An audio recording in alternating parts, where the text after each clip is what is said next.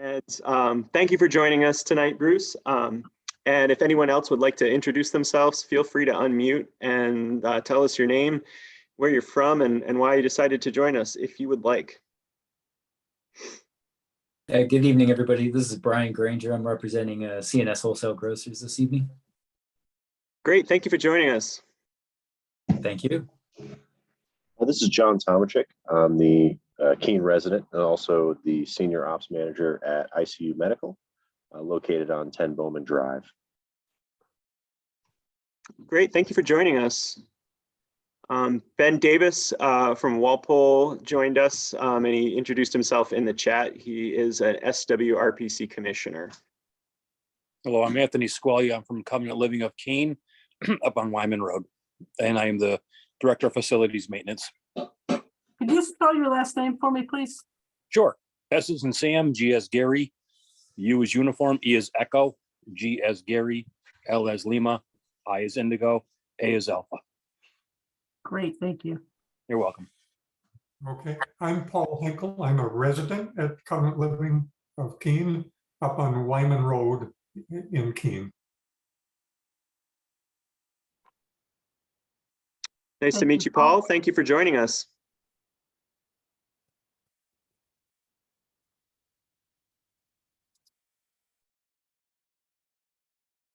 It looks like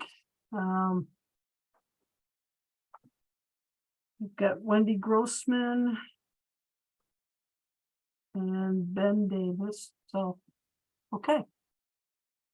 All right, so let's get started. This is a transportation corridor meeting. And can everyone see my screen okay? Yes, I could.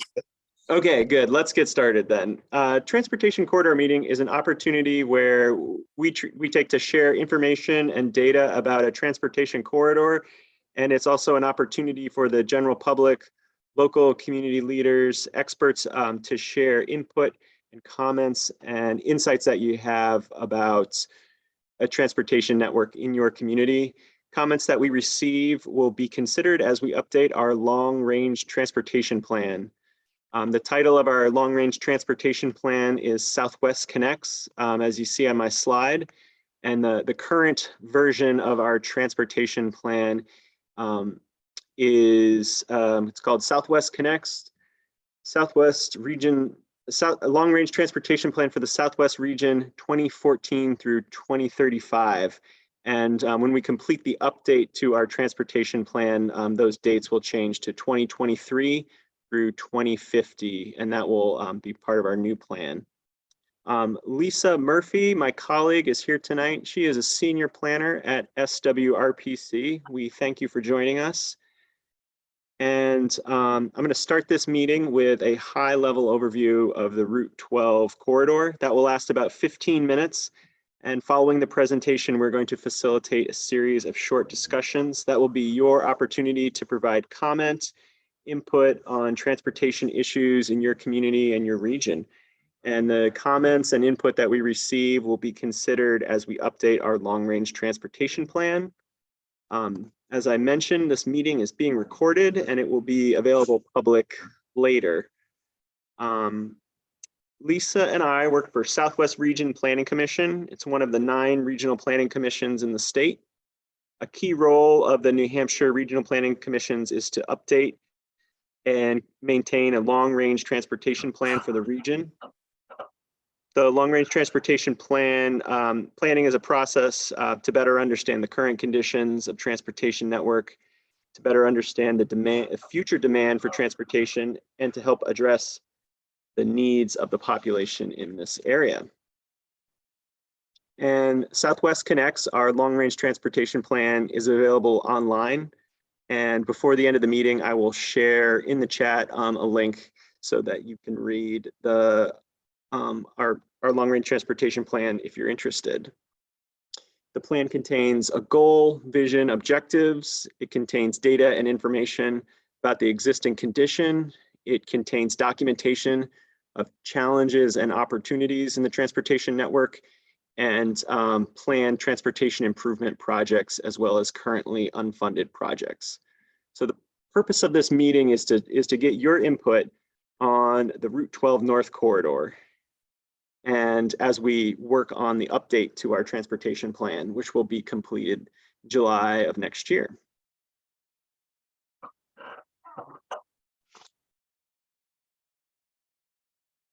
Okay. In 2014, at the encouragement of New Hampshire DOT, Southwest Regional Planning Commission changed the structure of the long-range transportation plan to a corridor-based sub-regional plan. And the new model replaced the previous plan, which used a system-wide approach and looked at all 34 towns that are part of the region under one lens. The long-range plan is now focused on corridors, and there are 8 major transportation corridors identified in the Southwest New Hampshire region. Corridors connect major destinations in the region, and they connect Southwest New Hampshire to the surrounding regions and the surrounding states. A corridor-based approach to transportation is beneficial because corridors mirror the predominant movement of people. Corridors are a good scale at which to engage with regional stakeholders, and corridor level analysis encourages a more complete investigation of non-transportation factors that impact the transportation system, such as land use, economic development, and they tend to be administered at a local level, and this gives us an opportunity to look at a little bit of a bigger picture. The towns that are associated with this corridor are Alstead, Keene, Surry, Walpole, and Westmoreland. And each corridor has a principal highway or a backbone. For this corridor, it's Route 12. There's approximately 23 miles of Route 12 on the corridor from the Charlestown Walpole border on the north down to the down into Keene. Route 12 is an arterial highway, and arterial describes roads that have the highest amount of traffic and the greatest proportion of total travel. So the busiest roads are arterials. The Route 12 corridor also includes a network of minor arterials and collector roads in addition to Route 12. And collector is a term for roads with less traffic than arterials. So connector roads connect arterials with the local roads. So in addition to Route 12, this corridor also includes portions of New Hampshire Route 63, 123, 12A, as well as Arch Street, Bridge Street, Vilas, Bridge Street, and a few other roads as well.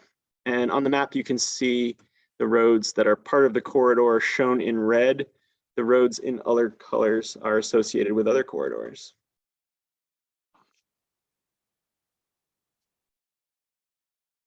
This map shows the location and severity of crashes that occurred between 2011 and 2020.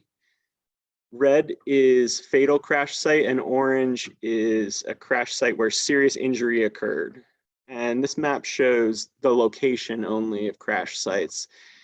At each location, there may be multiple fatalities or multiple serious injuries, but the map is only displaying one location. So on the Route 12 corridor, between 2011 and 2020, there were 31 crashes that involved serious injuries, 9 with fatalities, and there was 1 crash involving a non-motorized fatality as well.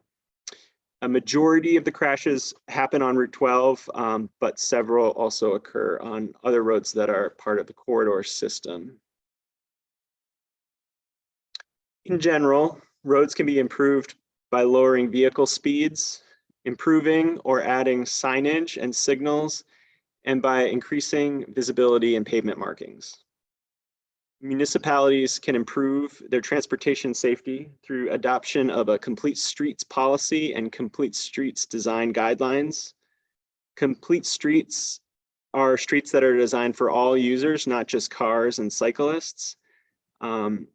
This policy guides safety improvement for the benefit of all road users. So cars, but also cyclists, pedestrians of all ages and all ability levels.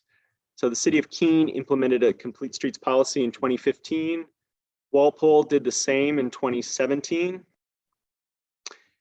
Sidewalks make it safer for pedestrians to use the corridor, and there are existing sidewalks in Keene has extensive sidewalks, Alstead and Walpole as well.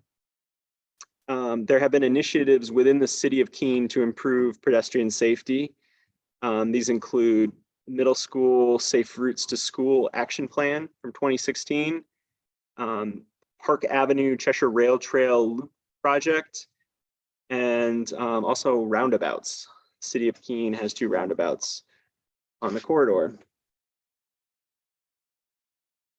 Using traffic count data, we can monitor changes in traffic volume over a 6-year period. These are traffic count locations that SWRPC has collected data for NHDOT that are on the Route 12 North corridor. AADT stands for average annual daily traffic, so the average number of vehicles per day. And traffic count data gets collected in 6-year intervals. So our benchmark data, which is in the first column labeled AADT, that got collected in 2013 or 2014.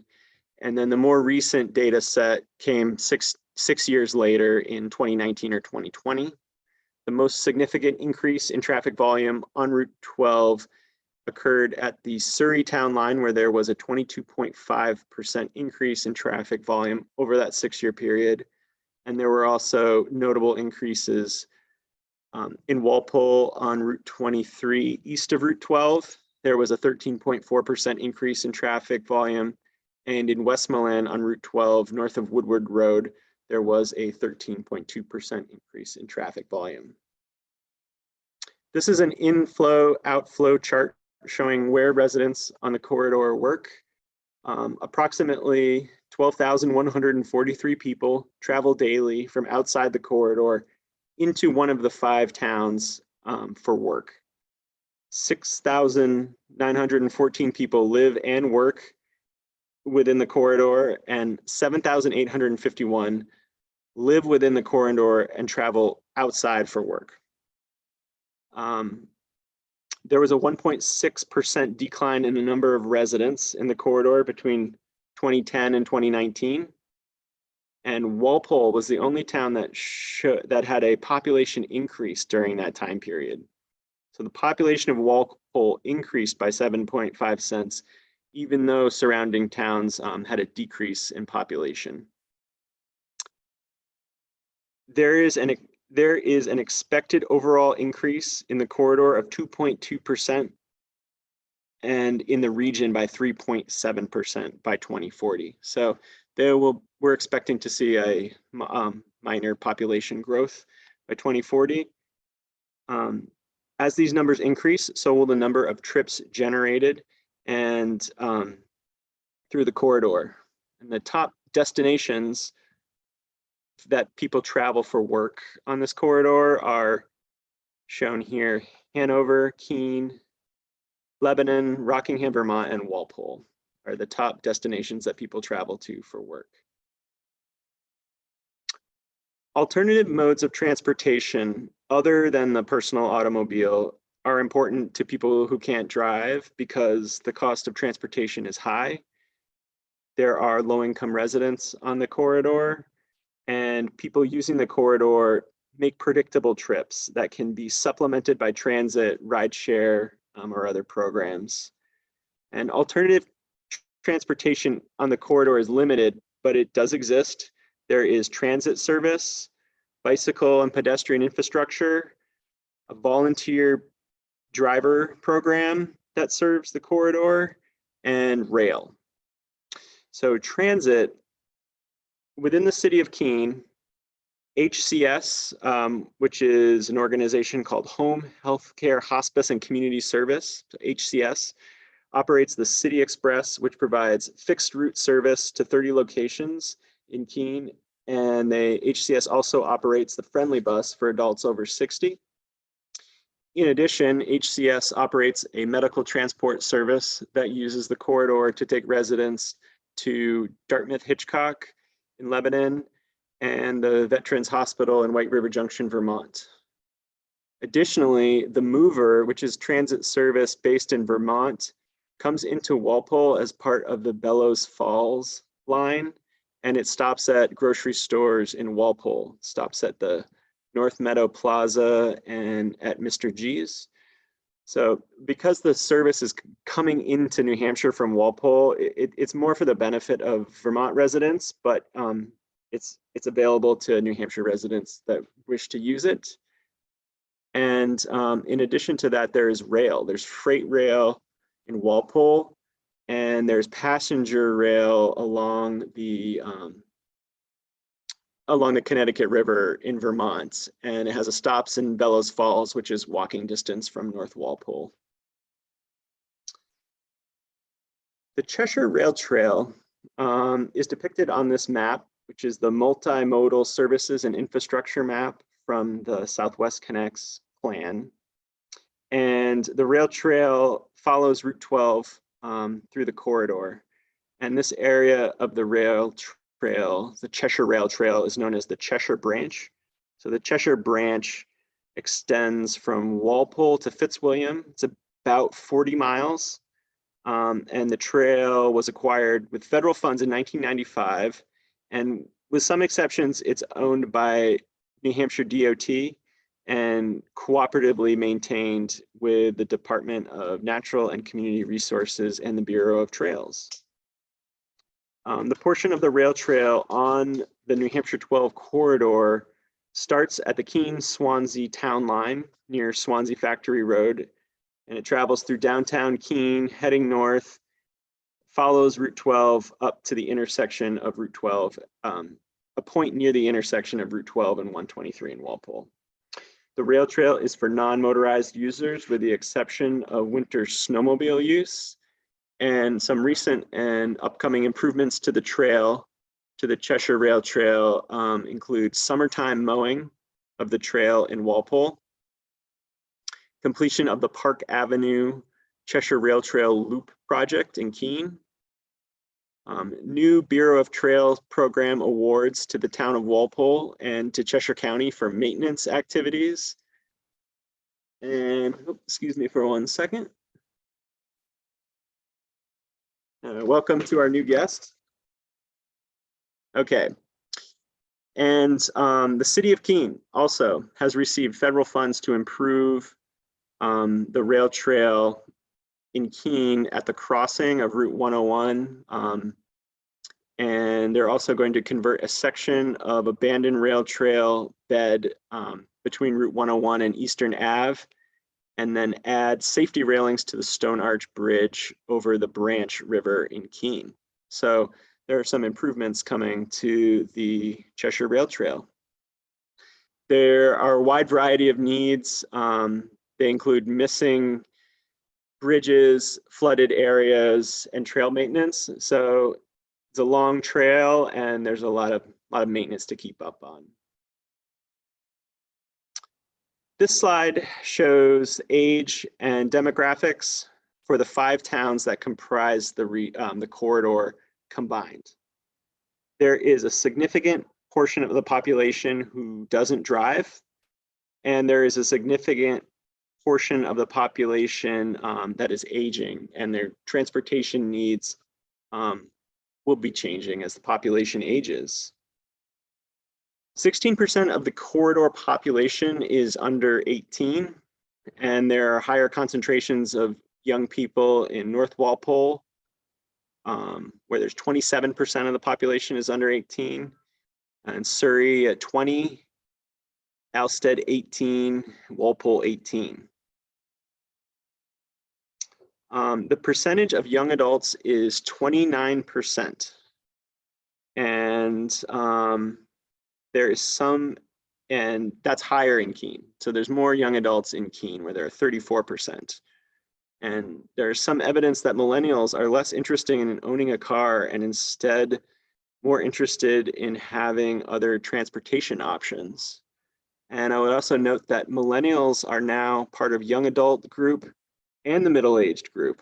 And I know that because I'm a middle-aged millennial. So millennials are starting to age also. Seniors make up about 20% of the corridor population. The higher concentrations of seniors are in downtown Walpole, where there's 39% of the population is seniors. Westmoreland is 27%, Alstead 25%. And there's a percentage of low-income residents on this corridor is 16%.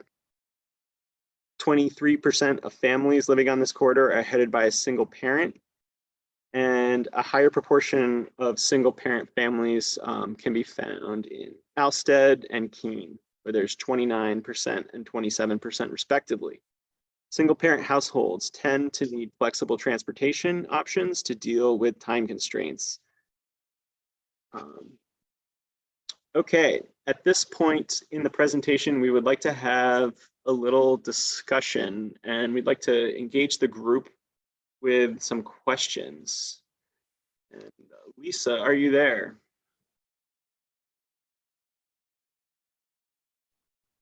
Okay. Thank you for that presentation, Andrew. So some of the things that we want to find out about that we need the local input to be able to do, a thorough report and thorough analysis are the next couple of questions. So feel free to jump in and either respond or put your responses in the chat if you'd prefer to do it that way. But I'd prefer that we do it verbally so that we can get a discussion going possibly. So the first one is, where and what are the safety concerns within the corridor? And if you have an idea on some potential solutions, by all means, let us know. Again, this is more local knowledge than what we have. We can go off all the studies there are, but we need your help on this. Are there areas that seem to have more accidents or close calls than others? Sure. So Lisa, that's an open question. I'd love to provide some feedback if that's okay. Sure. Awesome. So, again, John Tomczyk, I work at the ICU Medical Manufacturing Facility at 10 Bowman Drive, right off of Wyman Road. What I can say as, a light industrial manufacturer, unfortunately, the most dangerous thing that our employees probably face on a daily basis is exiting off of Wyman Road onto Route 12. Yes. So we have about 325 individuals operating on a 24/6 basis. So that's, at every shift change, there's a certain lineup of vehicles. Everyone, especially on Fridays, eager to get home to their wife and kids, pick up, their kids from school, XYZ. But where that's situated is you basically have a decline coming from Keene of, speed limits 55, people going in excess of that. And to your right, you basically have a blind corner, more or less, of people exceeding the speed limit coming around. At the same time, directly in front of yourself, you'd have exiting traffic from CNS. So it's kind of that play as to, well, how good's your timing, how good's your vision, and how reliable is your vehicle, right? And unfortunately, last summer, one of our associates, when leaving to pick up their child from daycare, miscalculated that timing. And it was in the result of an accident with a tractor trailer that sent their vehicle several hundred feet down the road. So very traumatic aspect for people at the site, but also that's a daily risk that our employees are faced with. So I guess my ask would be that the planning team consider additional traffic precautions, whether that be a rotary or traffic lights at that intersection. Okay, I agree 100% with all of that. Yes, I'm second. This is Anthony Squalia from Covenant Living of Keene. I second exactly what he said. We have never grow a population of residents in our facility, as well as employees, and I share the same concerns as he does.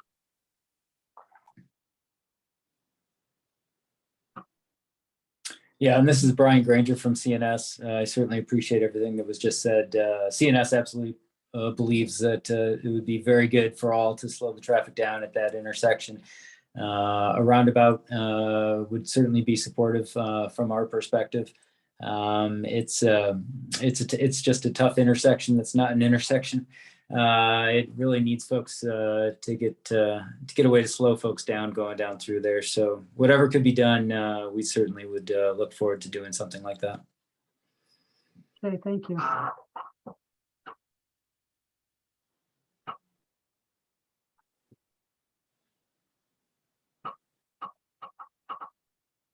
Other locations. I'm Paul Hinkle, and I live at Covenant Living of Keene. And indeed, we have, I believe we have over 200 residents and over 100 employees. So we're very concerned about safety at the Wyman Road, Highway 12 intersection there, and believe that something really needs to be done to slow traffic and enhance the safety of that corner, whether it's lights or roundabout to help people get on. And I would point out a couple of things about that in addition is that lack of safety really impacts everybody who travels up and down Highway 12. So that if somebody is going to pull out from Wyman Road and get whacked by a truck coming along, that's a danger also for the other vehicles on the road. And I think that's a consideration that should be included in your thinking. I would also point out that there's an economic development opportunity.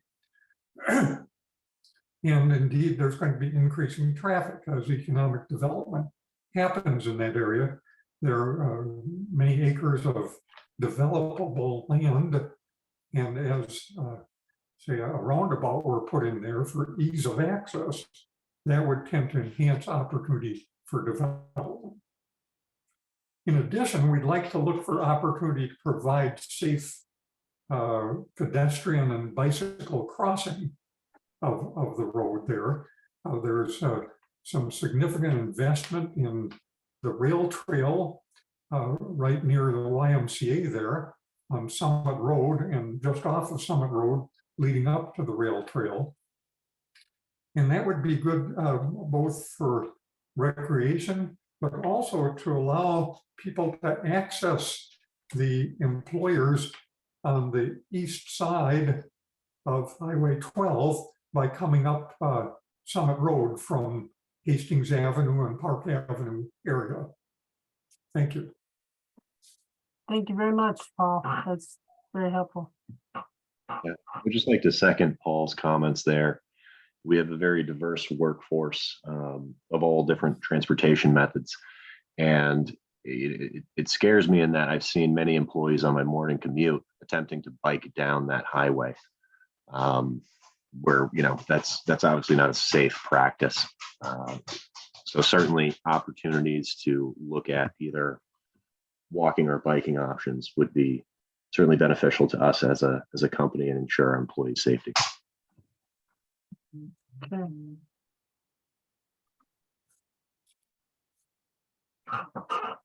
And CNS and Smith Medical, that's the same intersection, right? CNS is sort of off to one side and Smith is across the highway. Is that right? That's right. Okay. I have a comment that's from Bennett Davis in the chat, and he wrote, in Walpole, there are dangerous interactions at the junctions of Route 12 and Route 123 and Upper Walpole Road and Route 12. Drivers on 12 tend to disregard speed limits, leading drivers to dart out from, leading drivers to dart out from feeder roads with unfortunate results. The town has been reluctant to ask DOT for stoplights because of the traffic clogs that would result. The town has wrestled with this dilemma for years. Thank you for that comment.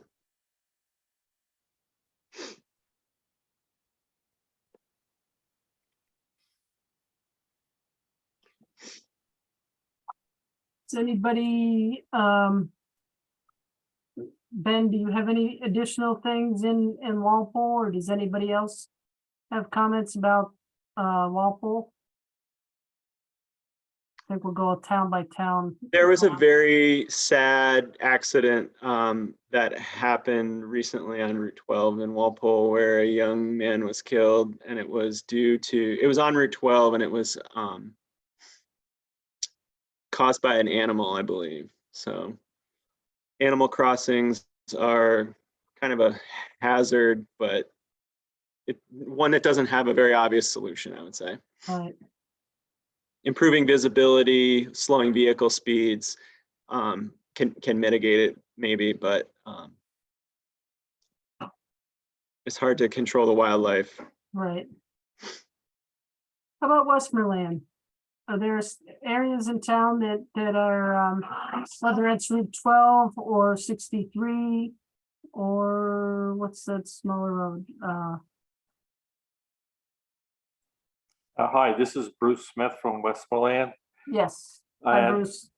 we're always looking at the traffic pattern. We're mostly a town that everybody goes through. They're heading to Walpole, or they're heading to 91, or they're heading to Keene, depending which direction you go. We do have a center of town that the speed limit is lowered, but however, most of the people, do tend to travel, very fast on 12 as they're coming down off the hill and going through town, as well as how they're heading into Walpole. Speed is always a concern for us, and a lot of that area is zoned commercial. While it's not fully developed, there are lots of opportunity for people there. Definitely agree with that. What about the, do you have any safety concerns with large trucks? Maybe near the tree huggers or anything like that? There's always concern. The roads are graded such that they can handle the heavy truck traffic. I mean, we are a throughway, again, as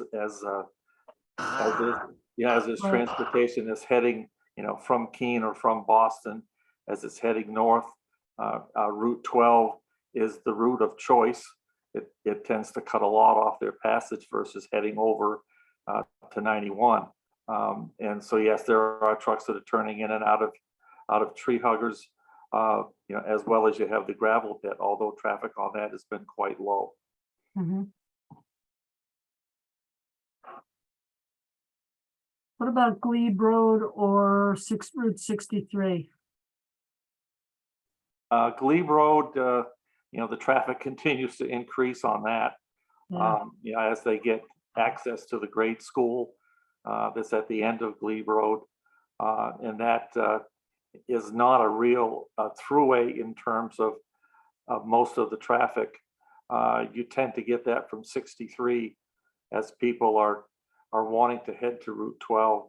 They normally take Route 63 around the lake, and there's always a lot of truck traffic. Again, that's graded that to handle the heavy traffic.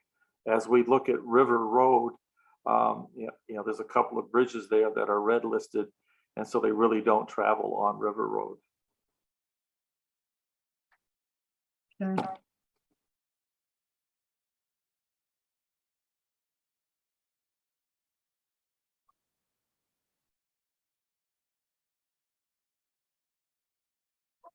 Okay, what about Route 12A?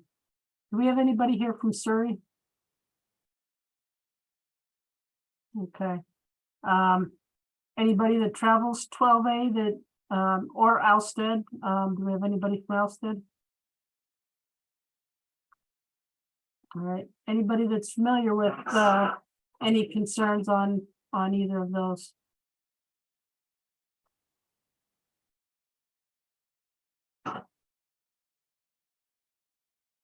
Okay. I think it's time to move on to the next question then. That was very, very helpful. Thank you for all the input. What are some transportation options? All right, here we've got. Okay, Hey, Lisa, we have a comment about Route 12A, and it says, I travel, it's from Ben again. It says, I travel 12A from Walpole to Keene, and I haven't seen any particular safety issues other than speeding, which certainly is prevalent. problem everywhere. Thank you for that comment.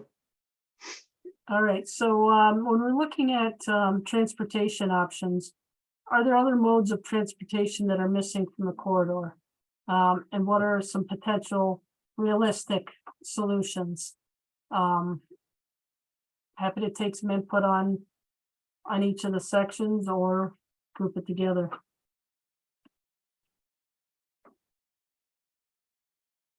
Ben, I know that they were trying to Walpole's trying to get movers, which is, for those of you who aren't familiar with it, is a bus service from Vermont, and trying to get some additional stops into Walpole, and that got a hiccup, I think, from what I hear. Ben, I don't know if you know anything more about that.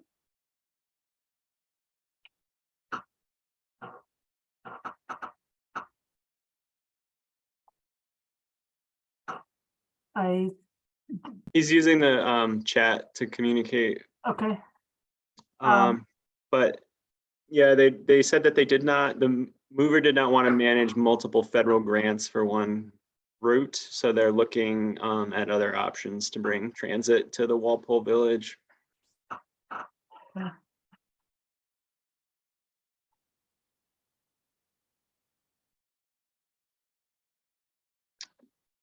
Yeah, so Ben just popped up in the chat. It says, that was my comment, trying to get bus service along 12 up to the northern towns. Not sure what the status is, but a number of people are trying to find a way to do that. Yep. I mean, there's plenty of locations that we would love to get bus service.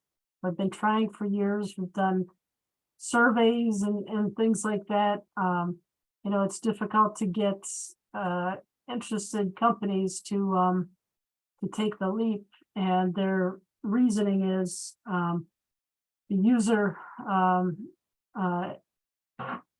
is not there. You know, the rider participation, there's just not enough people that are willing to give up their freedom of their car, which leaves those who don't have the same luxury without a ride.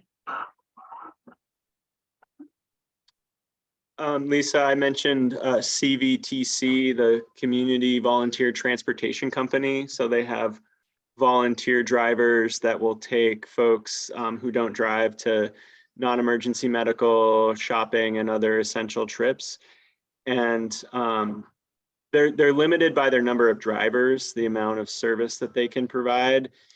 But towns, you know, if a community is feeling like they don't have options for people, they can recruit drivers and get them into the program with CVTC, and then they'll have volunteers available. So recruiting volunteer drivers is an option for adding transportation options for people that don't drive. Okay. All right, I think we should move on to the next question if there's nothing else. Okay. So resiliency against natural and human-caused hazards. A big part of my job here at SWRPC is working on the town's hazard mitigation plans, as well as emergency operations plans. So, you know, identifying areas that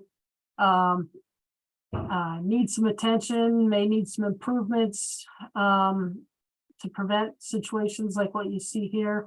You know, it's better to know ahead of time so we can seek some funding. You know, maybe it's upsizing a culvert, putting some ditching along the side of the roads to handle the water rather than it undermining the road. This particular picture was done in 2005 when the Alstead flood happened. For those of you who weren't around during that time, 4 people died and quite a few homes were destroyed. So as you can see, that's the cold river that runs alongside there. Pretty mild river, turned pretty violent and totally destructive. Are you familiar with any areas within the Route 12 corridor that we might want to take notice of and maybe include in the hazard mitigation plans for the towns to get some potential funding for buildings? Water maybe comes close to the surface of the road or crosses it.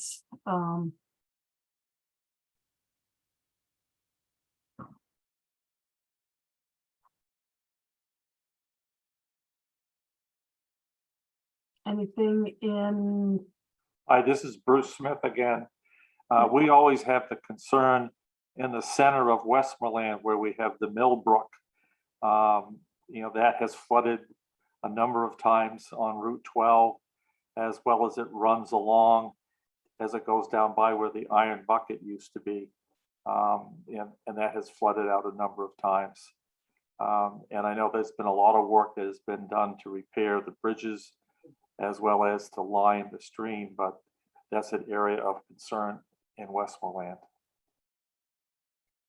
okay, yeah, you guys are a definite bowl there, water coming down.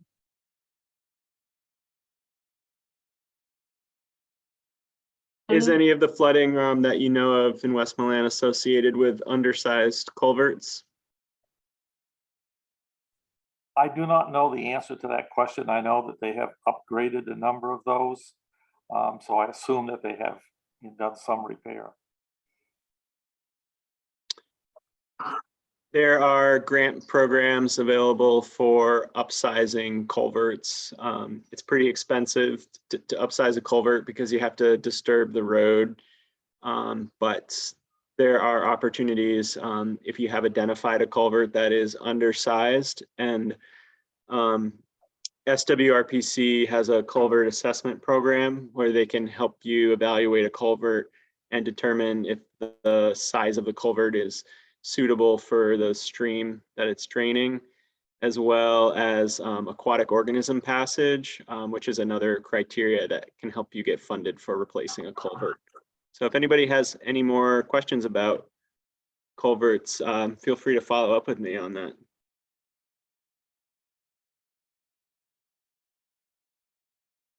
All right.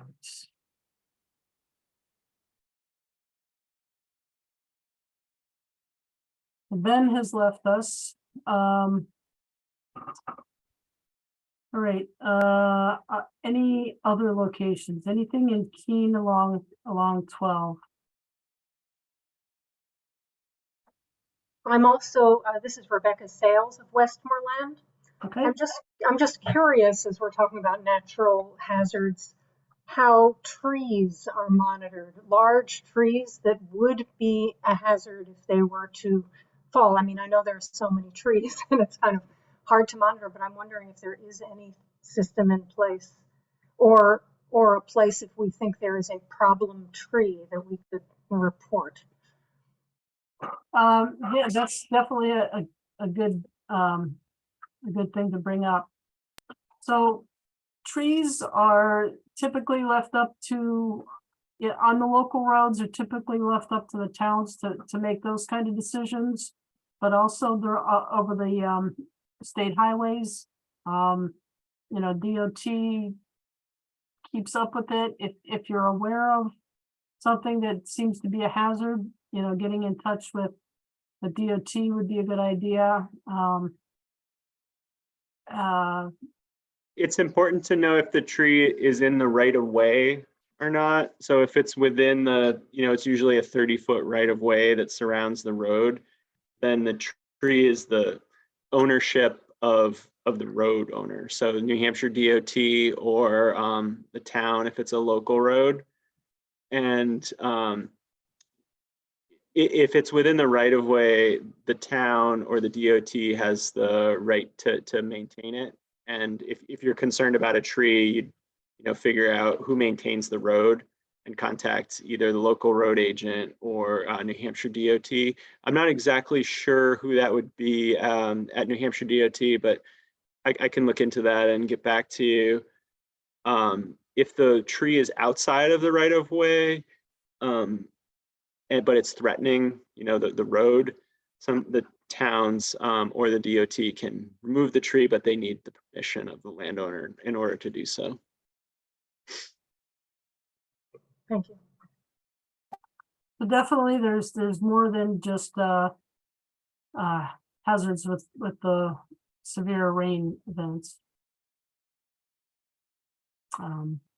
Certainly high wind events could take a tree down even if it's healthy. Let's see. Anything on 12A? I travel that during the summer and I can't think of anything. I mean, there's certainly a lot of trees along there. In terms of water, I don't think I'm familiar enough during heavy rain events to be able to make a comment on that. Looks like Rebecca may have another one. Or is that just because you were the last speaker? Maybe that's why it's highlighted. All right, anybody else before we move on to the next slide? Okay. All right, so here's similar to the last slide. If there are old bridges, culverts, or other infrastructure that needs to be replaced, I often hear during the hazard mitigation discussions with the towns is, we can't do anything about that culvert because it's a state road. Well, you can, and that's notify DOT and let them know of the concern, because it is a safety concern for your residents. Even if the town doesn't have a right to make the improvement and doesn't want to take on the cost, it may just be that DOT is not aware of it. So, contacting your road agent or board of selectmen or some way to get in touch with DOT certainly can help make this situation safer. Are any of you aware of any infrastructure that needs to be replaced?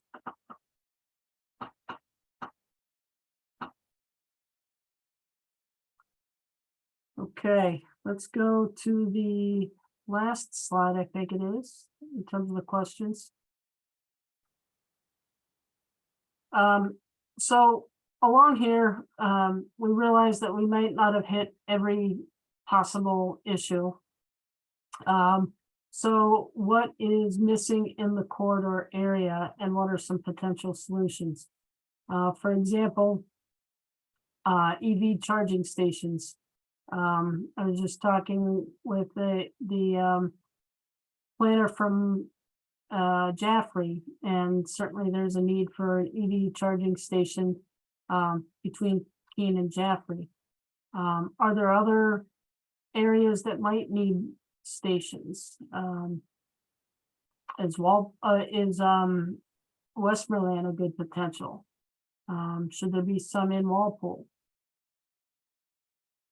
Other questions are there opportunities for more industrial and more retail?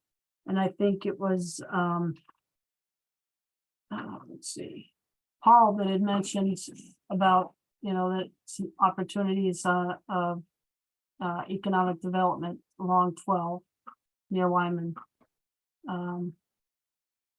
Any areas that you're aware of that we should kind of keep an eye on, because that will cause an increase in traffic.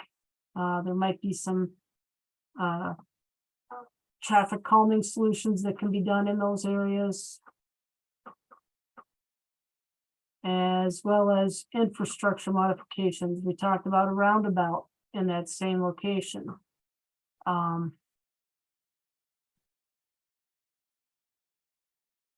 And then the last thing is land use changes. If there's rezoning that's happening, is it something that is likely to create more traffic or reduce traffic, which is unlikely.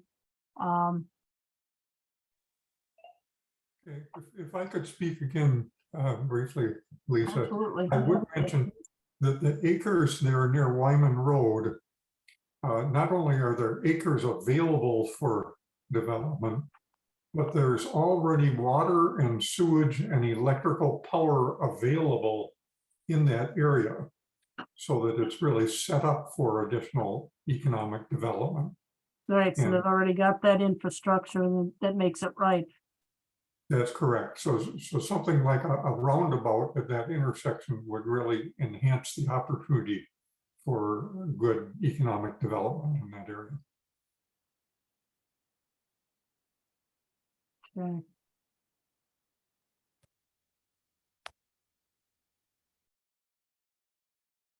Anybody else?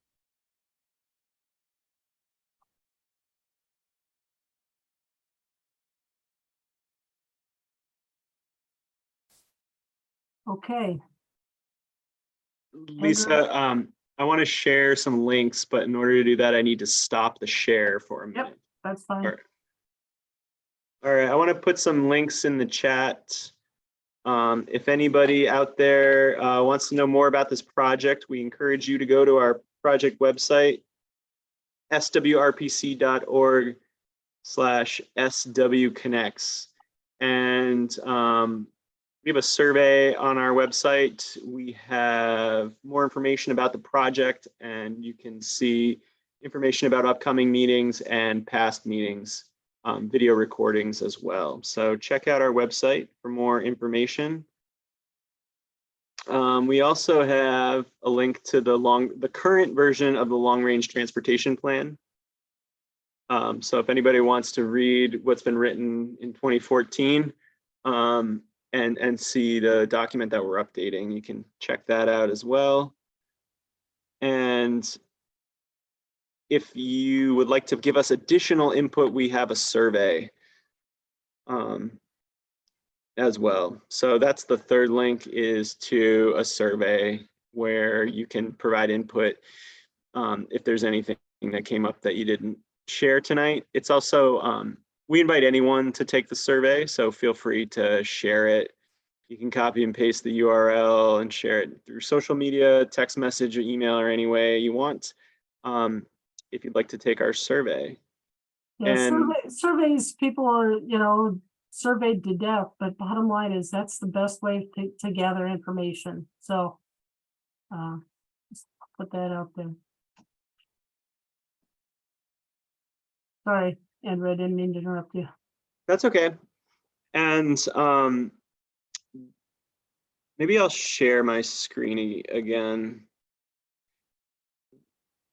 We made a map-based tool, and it's called a crowdsource reporter.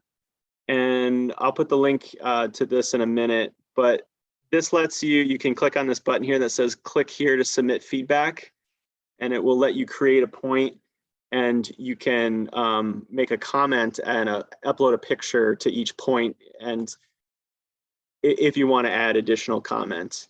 And another thing you can do is you can click on existing points and read what other people have submitted. And if you like it, you can use this heart button to like it, or you can leave a comment on someone else's comment. So a little bit of an opportunity to be interactive and see what other people have submitted. Just be respectful to other people's comments. Don't say anything mean online. That's my only request. And that'll be going on the website too. I just finished working on that So that'll be up soon. And the link is in the chat to that as well. So if anyone has any questions about that, don't hesitate to follow up with me, myself or Lisa. And you can also leave us your email if you'd like to stay on our list for future meetings. So that's all I have. Thanks to everyone for joining us tonight and sharing your input. I have one quick thing. So Rebecca joined us late after we did the introductions. Rebecca, what you said you're with Westmoreland? Yes, I'm just a resident of Westmoreland. I attended one of your meetings in person pre-COVID. Okay, So somehow I heard about this one. good. Well, I'm glad that you did. Just an interested citizen, that's all.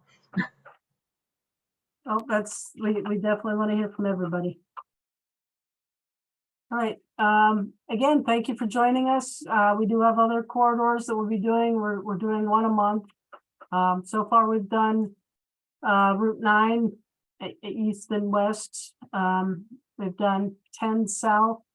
Well, then our next one will be 12 south.